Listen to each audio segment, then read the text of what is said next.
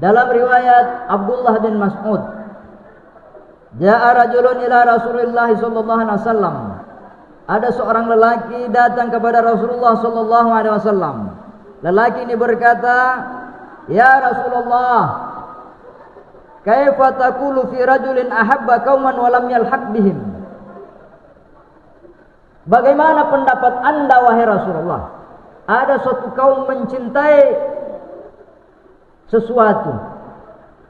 seseorang, tapi dia tidak bisa mengikuti dengan sempurna orang yang dicintainya. Dia mengidolakan seseorang, tapi dia tidak bisa sempurna mencontoh meneladani orang yang dicintainya. Bagaimana pendapat Anda? Apa yang akan dia dapatkan? Apa kata Rasulullah? Al-mar'u ma'aman ahabbah. Seseorang akan senantiasa bersama orang yang dicintai. Tentu kita tidak bisa seperti Rasulullah, bagaimana salatnya Rasulullah sampai bengkak kakinya. Kita tidak bisa seperti Rasulullah, bagaimana dengan tangannya sendiri, dengan jiwa dan raganya dia berangkat berperang melawan orang kafir 25 kali. Kita tidak bisa seperti Rasulullah SAW yang lebih dermawan seperti angin yang bertiup. Kita tidak bisa seperti Rasulullah yang memaafkan semua kesalahan orang kepadanya. Maka kata Rasulullah SAW, cintamu kepada orang saleh, cintamu kepada para ulama, cintamu kepada Rasulullah SAW akan menyempurnakan kekuranganmu. Maka ada syair yang berkata, "Uhibbus salihina walastu minhum." Aku mencintai orang-orang saleh meskipun aku bukan orang saleh. La'alli an anala bihim syafa'atan. Semoga dengan cintaku kepada para ulama, para salihin, para anbiya, para mursalin akan menjadi syafaat sehingga aku bisa berkumpul bersama mereka. Jamaah sekalian yang sama berbahagia. Bagaimana kecintaan para sahabat kepada Rasulullah SAW melebihi daripada cintanya kepada hartanya dan keluarga. Oleh karena itu orang Mandar punya prinsip. Muak bulan maului dan doimu Pak Endrang doi nama maulu. Itu prinsip cintanya orang Mandar kepada Rasulullah SAW. Kalau tiba bulan Maulid dan Anda tidak punya uang dan Anda cinta ingin bermaulid, ungkapan cintamu kepada Rasulullah SAW, Anda tidak punya uang, pinjam uang. Pangindrang. Kenapa? Karena sahabat mengorbankan seluruh hartanya. Abdurrahman bin Auf adalah miliarder. Dia pernah menyumbang di perang yang dilakukan oleh Rasulullah 20 miliar. Tidak ada orang yang seberani seperti itu. Dia tinggalkan seluruh kekayaannya demi apa? Cintanya kepada Rasulullah, mengikuti Rasulullah hijrah, meninggalkan kota Mekah, tanah kelahirannya, semua aset dan usahanya ada di sana. Dia pergi dengan tangan kosong. Jamaah sekalian yang sama berbahagia. Kita baru dituntut, diajak bermaulid, kita sudah merasa tidak perlulah. Lomoi makna. Memangnya mamaknya saja mau masuk surga. Aja nih Jokka, anak, bawa ini saja ke sana barakah. Memangnya barakah mau masuk surga. Jamaah sekalian yang sama berbahagia, hanya untuk mengungkapkan dengan perbuatan saja kita tidak sanggup. Di mana posisi kita ma'aman ahabba itu. Jamaah sekalian yang sama berbahagia, orang tua dulu kita agi melo napu gau mak barasanji, agi ero ungkapan cintanya kepada Rasulullah.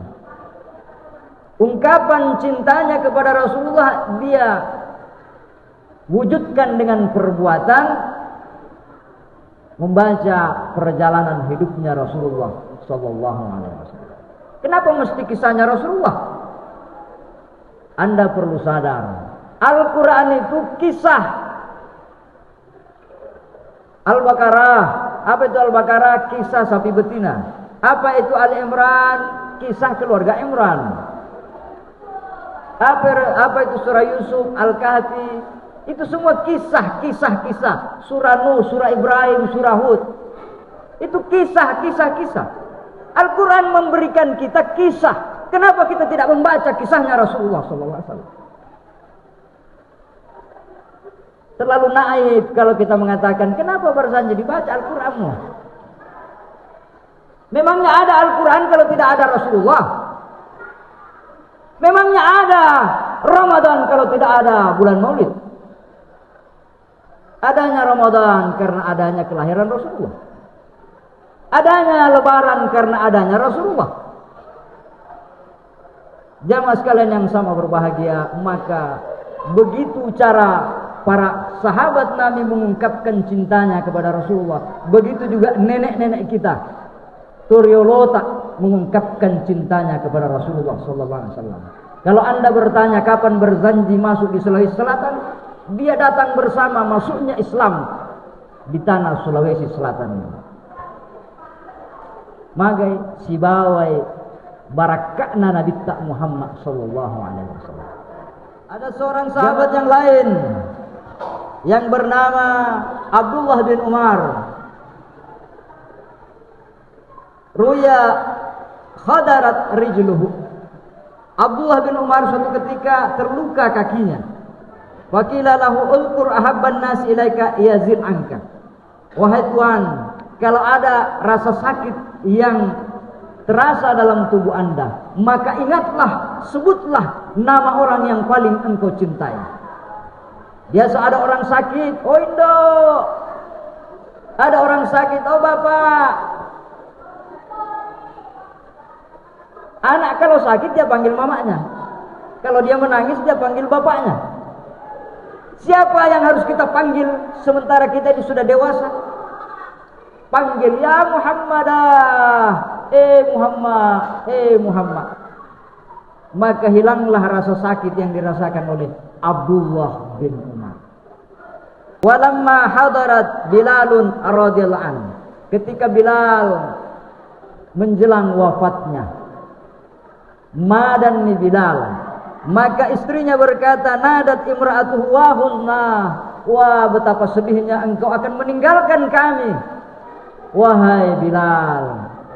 Apa kata Bilal? Wa tarabah gadan alki al-ahibbah Muhammadan wa sahbah. Wah betapa bahagianya aku, besok aku akan berjumpa dengan sang kekasih Muhammad SAW. Besok aku akan berjumpa dengan para sahabat Rasulullah SAW. Istrinya bersedih karena akan ditinggalkan suaminya. Sementara Bilal tersenyum bahagia karena dia merindukan serindu-rindunya dengan orang yang paling dicintainya, Rasulullah SAW. Yang terakhir, ada seorang perempuan. Dia datang menjumpai Aisyah radhiyallahu anha.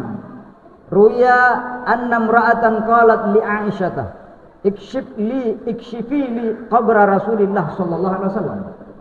Kuburnya Rasulullah itu ada di dalam kamarnya Aisyah.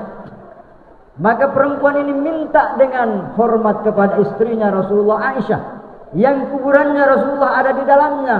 Wahai Ummul Mukminin, tolong bukakan, saya ingin menziarahi makamnya Rasulullah sallallahu alaihi wasallam.